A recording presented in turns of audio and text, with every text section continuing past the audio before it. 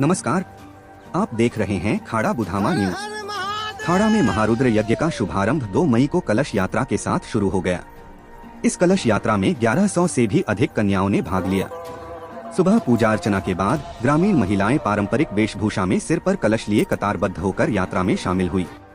पुरुष श्रद्धालुओं ने हर हर महादेव के जय घोष के साथ वातावरण को भक्तिमय बना दिया। कलश यात्रा गांव के प्रमुख मार्गों से होती हुई बुधामा काली पोखर पहुंची, जहां मंत्रोच्चारण के साथ विधि विधान पूर्वक कलश में जल भरा गया। आगे की रिपोर्ट हमारे संवाददाता हिमांशु शेखर एवं राजा झा के द्वारा। नमस्कार, खाड़ा बुधामा समाचार में आप सभी का हार्दिक स्वागत है। अभी मैं मौजूद हूं बुधामा के काली पोखर पे। यहाँ जैसा कि आप लोगों को मालूम होगा कि आज कलश शोभा यात्रा निकाला गया है महारुद्र यज्ञ को लेके, जो कि खाड़ा में आयोजित हो रहा है। 2 मई से 12 मई तक ये महारुद्र यज्ञ चलने वाला है। अभी मैं मौजूद हूँ यहाँ पे काली मंदिर पे। यहीं पे कलश में जल भरा गया है और यहीं से सारी कन्याएं जल लेके यज्ञ स्थल पे पहुँची है। अभी मैं मौजूद हूँ, हमारे खाड़ा पंचायत के श्री मुखिया जी श्री ध्रुव ठाकुर जी हमारे बीच मौजूद हैं। आइए उनसे जानते हैं कुछ सवालों के जवाब। मुखिया जी, आयोजन की व्यवस्था को सुचारू रूप से चलाने के लिए आप किन किन जिम्मेदारियों में लगे हुए हैं? यहाँ पर प्रशासनिक व्यवस्था पूर्णतः है, जो कि माननीय एसपी साहब के देखरेख में यह होने जा रहा है। प्रशासन बहुत ज़्यादा मात्रा में है और हमारे गांव के जितने भी कार्यकर्ता है बहुत एक्टिव मोड में है। सभी जो सुचारू रूप से यज्ञ में लगे हुए हैं, इनको सुचारू रूप से संपन्न करवाएंगे। अच्छा, ये कलश यात्रा में कितनी कन्याएं भाग ले रही हैं? 1100 प्लस कन्या है जो कि भाग ली हुई है पूरी पंचायत की। तो यहाँ से कलश यात्रा खत्म होने के बाद उसके आगे का क्या प्लानिंग है? अभी जैसे जगह स्थल पर कलश लेके पहुँचेगी कन्या, उसके बाद उनका भोजन कराया जाएगा। खीर का भोजन होता है। उनके बाद फिर उनकी विदाई होगी। 2 बजे से हमारे जो आचार्य जी बनारस से आए हुए हैं, तो पूजन पाठन की व्यवस्था शुरू की जाएगी। हवन की व्यवस्था वहाँ होगी। फिर संध्या में 4 बजे साक्षी दीदी आई हुई है बनारस से, कथावाचक शुरू होगा। उसके बाद फिर संध्या में गंगा आरती के प्रोग्राम है। गंगा आरती के बाद जो है सो रास मंडली आ चुके हैं, जो कि बनारस वृंदावन। और हमारे बीच यहाँ पे मौजूद हैं यज्ञ आचार्य श्री अभिनंदन दुबे जी।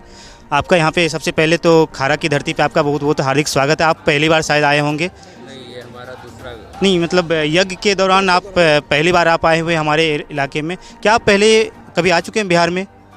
हाँ, मैं आपके इस खाड़ा ग्राम में आया हूँ। विजय वीर हनुमान जी का प्राण प्रतिष्ठा हम लोगों ने कराया। उसके बाद पुनः हम लोग आए, इस यज्ञ की भूमि पूजन हम लोगों ने कराया। और हमारी ये इस गांव की तीसरी यात्रा है, जिसमें अभी हम लोग आज कलश यात्रा पूर्ण करा रहे हैं। अभी आप लोग देखेंगे उधर तो तालाब में 10 विध स्नान हो रहा है। 10 प्रकार से स्नान किया जा रहा है, जिसमें 10 प्रकार की औषधि होती है। गौमूत्र होता है, गोबर होता है, पंचगव्य होता है, अष्टगंध होता है, भस्म होता है, मिट्टी होता है। इस प्रकार से 10 चीज़ें शरीर में लगा करके आत्मा और शरीर की शुद्धि के लिए स्नान किया जाता है। फिर प्रायश्चित संकल्प होता है।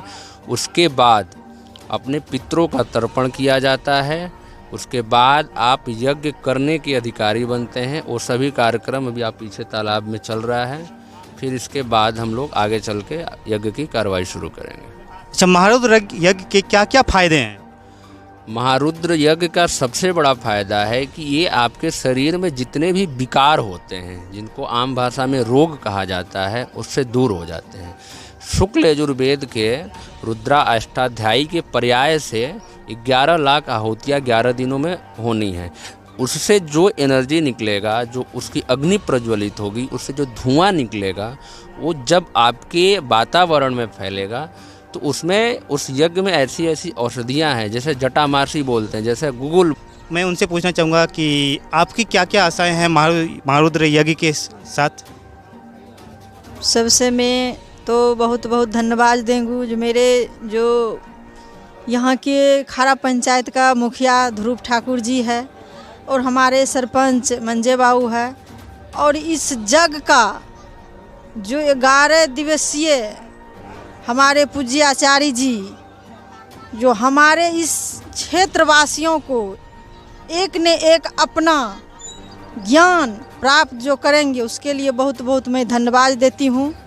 जो हम लोग को इस आज मौका मिला है, इस जग में भाग लेने का मौका मिला है, पूज्य आचार्य जी का सेवा करने का मैं यही इनसे प्रार्थना करूंगी और ईश्वर अश्लील जद हो रहा है, इसमें किसी भी धर्म बांटा हुआ नहीं होना चाहिए।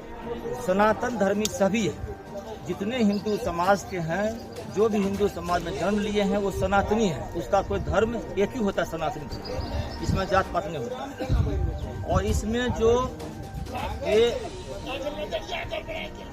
शुक्ल पक्ष के अवसर पर आज 25 ईस्वी का ऐतिहासिक यज्ञ होने वाला शुरुआत होगा आज, और ये कई जिला में नहीं हुआ है।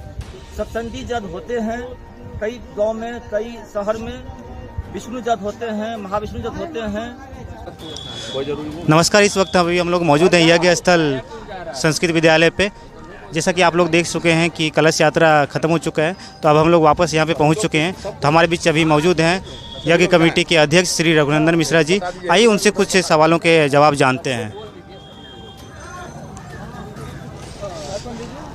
इतना बड़ा यज्ञ अपने गांव में हो रहा है, मेरे ख्याल से काफ़ी, ये शायद पहली बार ही हो रहा होगा।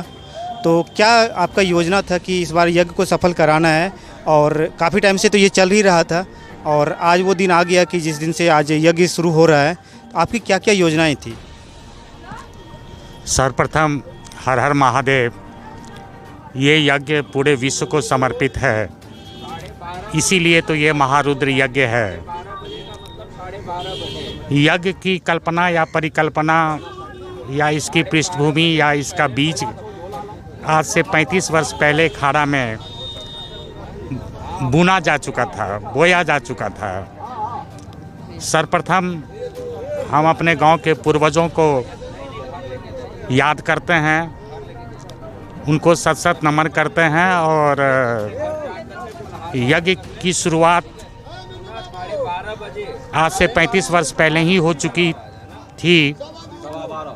और ये मनुष्य के जीवन में या जीवन कितने जीवन के बीच में ये यज्ञ का होना।